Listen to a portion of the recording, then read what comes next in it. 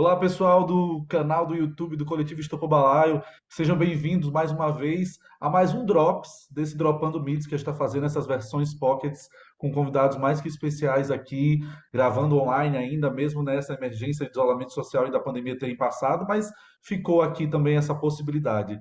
Então eu estou aqui com meu parceiro Vila, e para quem não me conhece, eu sou João Nin, artista do Coletivo Estopo Balaio, fico transitando por vários lugares também desse fazer teatral, social que é o nosso coletivo. E assim, eu tô aqui com um artista incrível, né, que é imigrante, que está aqui no Brasil com a família, que tem uma vivência bem específica, que assim, eu sou migrante, né, de Natal do Nordeste para São Paulo, ele é imigrante, a família da Bolívia para São Paulo. Então, a gente vai conversar um pouco hoje sobre qual é o lugar do imigrante boliviano no Brasil barra São Paulo. E aí, Vila, se apresenta e vamos começar a conversar sobre que lugar é esse. Obrigado, João, por me convidar e conseguir dar um espaço para a minha voz, né? Que é uma parte muito importante conseguir difundir, né, um pouco da minha história também, e não só dos meus familiares, né? Porque essa história que eu vou contar para vocês é uma história que se repete com vários imigrantes bolivianos. Então, eu sou Vila, eu sou indígena Aymara, eu vim da cidade de La Paz, na Bolívia.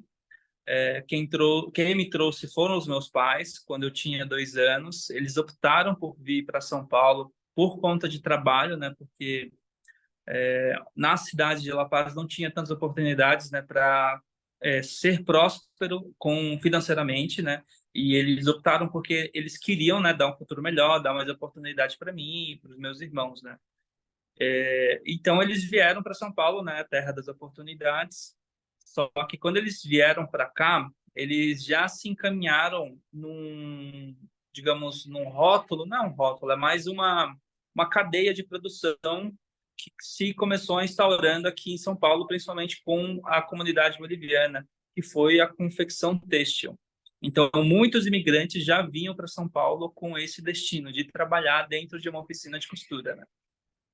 E meus pais vieram para cá com essa esperança também, com essa perspectiva. E logo após que eles chegaram, veio meus outros irmãos, eles continuaram trabalhando com isso. Depois de um tempo, eles fizeram, né, digamos, antes se chamavam de independizar, né? Que é você realmente ser um profissional independente, o que hoje chamam de ser empreendedor, né? E naquela época eles queriam realmente ser pessoas independentes do para eles mesmos, né? Conseguir trabalhar para frutos próprios, né? E com esse sucesso dessa empreitada deles solitária, eu consegui me formar, eu consegui ajudar eles nesse trabalho também. E hoje eu sou um arquiteto que trabalha no mercado imobiliário. Então, eu sou, digamos, o resultado dessa geração que conseguiu sair desse ramo de confecção têxtil, né? E hoje eu trabalho, né, com o mercado imobiliário, mas sem esquecer um pouco do que eu fui e de onde eu vim. Então, eu sou uma pessoa muito criativa. E eu não consigo ignorar as histórias que eu vivenciei e as histórias que eu tenho vivenciado e todas as linhas narrativas que eu vou criando dentro da minha cabeça, né? De reflexões de onde eu estou, para onde eu vou, de onde eu vim, o que que eu faço, qual que é a minha influência nesse lugar, qual é o propósito da minha existência. E nisso eu acabo fazendo várias criações onde eu vou dando os meus relatos e mostrando e, digamos, tornando físico todas essas ideias. Meu último projeto foi durante a pandemia, onde eu criei uma máscara, né, por conta da pandemia, né, onde eu retratava um pouco dessa história sobre a relação da beleza originária, porque a maioria dos bolivianos que vêm para São Paulo são indígenas e imigrantes, né? Sobre a questão da mão de obra, eu criei um celular que começou sendo o selo Hecho por Manos Bolivianos, né, que era para exemplificar esse ponto onde quem são as pessoas que produzem as nossas roupas, né? Quem produz, quem faz parte desse mercado têxtil, né? E assim, boa parte da produção às vezes você não pode imaginar, mas é sim de oficinas de costuras de bolivianos. porque a maioria de nós são terceirizados. Então, a gente acaba pegando assim, boa parte desse trabalho e nunca chega, digamos, ao parecer da população média, que é um trabalho nosso, né? E E olha, eu sem falar. conheci você através das máscaras, né? Eu não consegui Uhum, adquirir durante a pandemia, que estava no período apertado, mas eu acho que ela também é um símbolo para, independente da pandemia, eu quero muito, ela é muito bonita, né? E eu te conheci assim e admiro muito teu trabalho.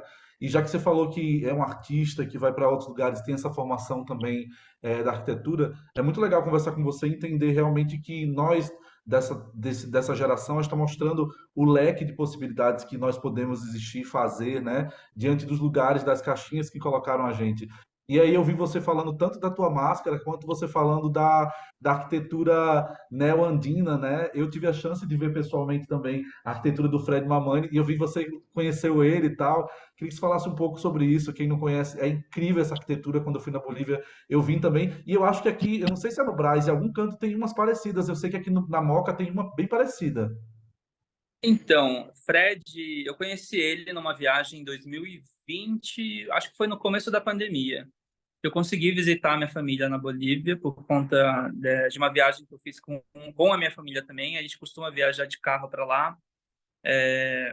E por acaso eu também estava no início dessa empreitada com as máscaras, né? Ainda entendendo para que lado vai, ou se essas ideias que eu estava criando, né, na minha cabeça faziam sentido de alguma forma, porque eu sou um artista que é muito independente, né? Eu faço, mas eu não sou, digamos, não procuro, digamos, uma visibilidade viral, digamos assim, né? Eu sempre tento conversar com as pessoas para tentar entender realmente qual é a importância do que eu estou fazendo naquele meio, né? E como isso reflete em outras pessoas, né?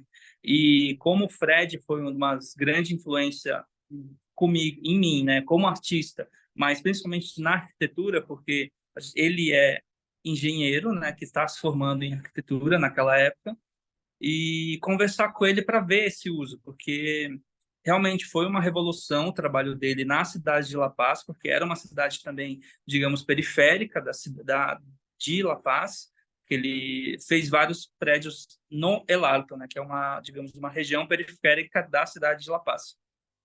E onde ele retrata realmente a potência que tem, né, toda a cultura, culturalidade do tecido, tem a parte de cerimônia, tem a parte de identidade visual dele, e conversar com ele, conseguir fazer essa conexão também com o meu trabalho foi incrível. Visitar aqueles espaços, inclusive eu já tinha visitado os espaços dele antes de conhecer ele, porque eu já visitava festas lá, acontece muito casamento, batismo, então isso acabo visitando os espaços e criando um laço muito mais afetivo com essa persona, né, com o Fred. Amigo, para as pessoas te conhecerem um pouco mais e para a gente finalizando também, queria agradecer muito você ter aceitado e assim ter mostrado para a gente as possibilidades, a diversidade que existe, né? Que eu sou nordestino, sou migrante nordestino. Eu não sei se você sabe, mas as primeiras fotos dos primeiros migrantes nordestinos vindo para São Paulo também são pessoas indígenas. Eu imagino que seja de 90% para cima que as pessoas bolivianas também migrantes para São Paulo também são indígenas, né? A maioria devem ser indígenas. E eu queria que você falasse um pouco para a gente o que que é a Suma Palca. Eu não sei nem se eu pronunciei certo em Aymara, né? E que você Sim. falasse dos seus projetos futuros, o que que você pretende fazer? Eu, assim, eu te conhecia de forma superficial, a gente tem se aproximado cada vez mais, e assim, eu estou muito feliz de conhecer um pouco mais do seu trabalho. Agora me sinto assim, na verdade, com vontade de te convidar para inventar coisas com a gente do Coletivo Estopo Balaio também, porque a gente é um pouco como você. A gente vai pensando coisas, independente de onde seja assim que a gente vai se expressar na linguagem, mas sempre tem uma relação com a nossa história e para falar sobre os nossos ciclos, sobre o que a gente está pesquisando, sobre o que a gente está vivendo. Então, você é uma pessoa que me deu vontade de fazer essa ponte assim. Então, para finalizar, fala um pouco dessa. Eu não sei se é uma marca, eu não sei o que que é. Você explica para a gente o que que é, divulga teu trabalho e fala dos teus projetos futuros.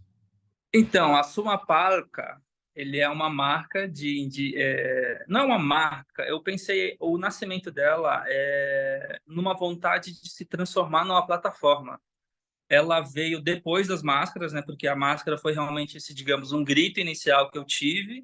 de explorar ideias, explorar materiais, explorar muitas perspectivas, mas quando eu criei a ASP, eu comecei a pensar de uma forma muito mais coletiva, porque do mesmo maneira que eu, quando tive essa vontade de fazer esse grito, de fazer um manifesto, de criar alguma coisa, eu precisei, digamos, de um capital, precisei de alguma uma instrução técnica, por exemplo. Eu trabalhei no meio de confecção, mas eu não sei costurar, então eu precisava criar uma rede de trocas assim com outras pessoas para que isso realmente saísse. E eu tive que correr atrás disso totalmente independente, sozinho. Eu criei aquele projeto inteiro, eu fiz toda essa parte de edição, fotografia, direção de arte, totalmente sozinha.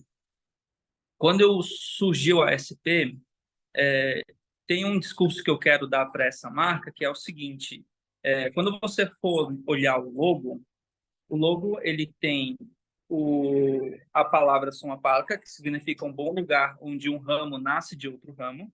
Tem lá o desenho de dois galhos nascendo. Tem a cordilheira, porque é uma referência às terras andinas. E tem lá dentro como se fosse vários quadrados empilhados. Esses quadrados não são uma referência à Chacana, à cruz andina. Ela é uma referência à nova identidade do Estado plurinacional de Bolívia.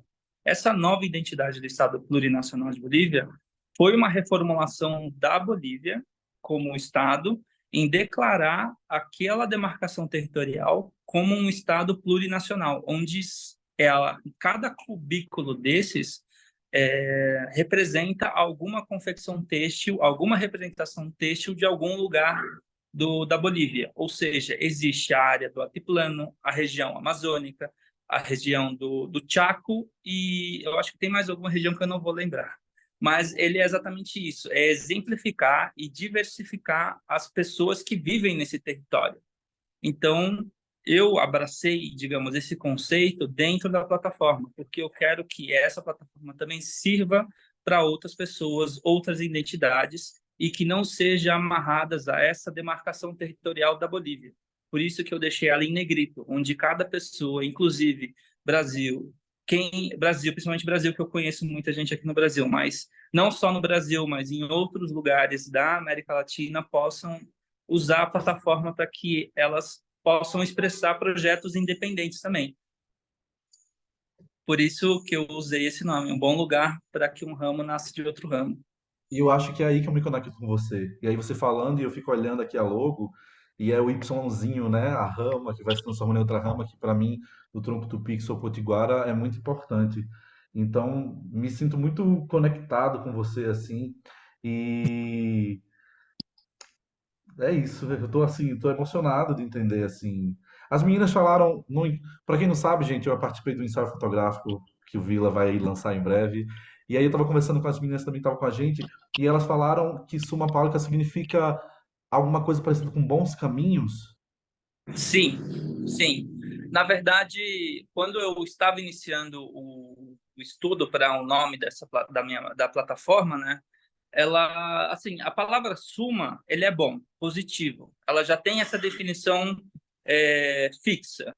Só que palca foi encontrado em vários dicionários e vários estudiosos, até em linguagem quechua. Quem não sabe, eu sou aimara e a linguagem quechua é uma linguagem próxima do aimara também. São duas etnias que são dos Andes, né? E elas são, digamos, identidades irmãs. E até na linguagem do quechua, ela tem uma tradução que significa bifurcação. É exatamente isso. Uau, São dois caminhos mesmo. que lindo. Então, quando eu estava vendo isso, conversando com o professor Jair Mará, eu falei, putz, será que eu poderia, digamos, fazer essa poesia com esse nome? Porque não é certeza. E eu falei, talvez seja isso, não seja uma certeza absoluta, Mas nós seja estamos realmente. vivos e a gente continua fazendo, criando em cima do que somos nós mesmos também, né? Então é muito lindo quando você conta isso. Nossa, amigo, muito obrigado pelo papo, muito inspirador, assim, conversar com você e conhecer mais do seu trampo, assim, é realmente muito inspirador, porque eu venho de um território que não tem terra indígena demarcado, que, Uhum. enfim, então eu sonho para que o Brasil, para que o Rio Grande do Norte também seja um lugar multinacional, multiétnico, tenha isso que me admira muito a Bolívia, assim, né? Me inspira Uhum. muito. Então a gente finaliza o Dropando Mitos de hoje para as pessoas entender que pessoas indígenas, migrantes, imigrantes, elas não ficam numa caixinha, elas fazem tudo, pode ser médico, engenheiro, cantor, arquiteto, o que for, e transitar, inclusive, também não está preso a esses outros lugares que vai, a vida também é transitória, a gente vai mudando, né? Então, me sinto conectado com você, amigo, assim como eu sou uma pessoa apaixonada pelas palavras, por isso que quando você fala de Sumapaca, que inclusive é SP, né? SP também, safadeza sua maravilhosa aí de brincar com isso. É, me lembra da palavra charque, né? Eu sou uma pessoa que como carne de charque desde criança, mas só quando eu fui adulto eu aprendi que charque é quechua. E a gente no Nordeste fala charque, né? Que é carne seca em quechua. Eu fico imaginando como as imigrações e as migrações são anteriores às fronteiras, como os nossos povos estão conectados de alguma maneira, né? Tem povo araú ainda até hoje para o meu território lá, então, tipo assim, a gente tá. O povo andino, o povo litorâneo está sempre em movimento. Então, que a gente siga em movimento. A sua arte é movimento, amigo. Muitíssimo obrigado. Muito obrigado. Só quero fazer um comentário, é que boa parte das minhas conexões que eu tenho feito e fazendo uma leve, assim, é uma análise de pesquisa também, é uma coisa que eu fui observando cada vez mais, que é realmente essa troca e convergência que eu chamo, né, entre os povos mesmo. Por mais que achamos que seja diferente, tem pontos ali que a gente fala, putz, aqui é igual, funciona quase da mesma forma, ou tem um nome só diferente, mas a gente acaba entrando no mesmo lugar, porque são, digamos, costumes originários, né? Isso é muito lindo. Pois então, Uhum. cheiro, na minha língua eu falo cheiru para amigo. E eu gosto de brincar com cheiro, cheiru. Cheiro, cheiru. Prazer imenso estar te conhecendo mais. Espero que a gente se encontre muito em breve. Eu também espero. Muito obrigado, João. Tchau, tchau, pessoal.